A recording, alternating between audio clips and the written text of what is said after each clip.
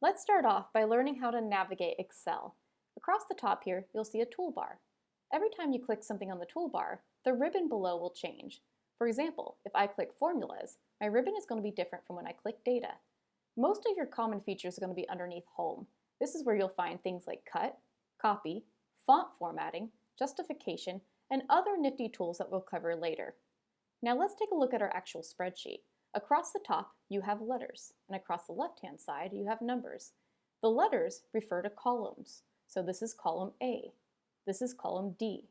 On the left-hand side, we call these rows. So if I click on 2, this is row 2.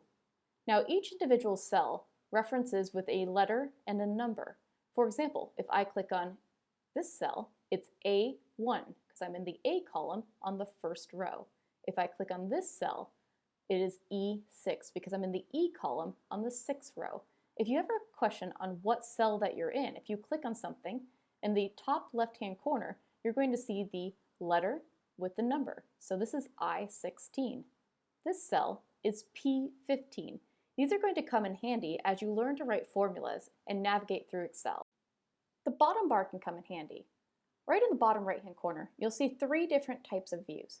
The first one is a standard view, which means if you scroll to the right or scroll down, it continues on.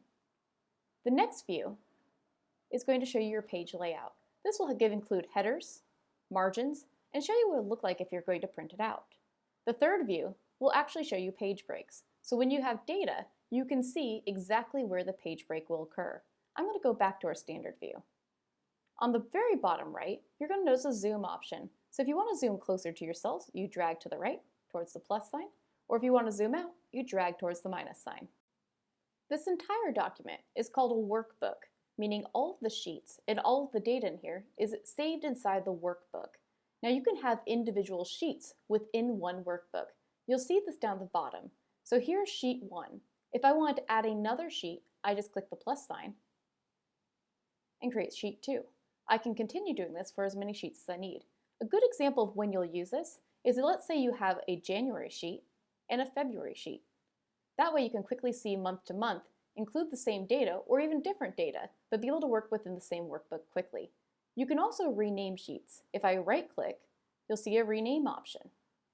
I can type this in and make this my January sheet. That way it's quickly and easy to see exactly where I'm going.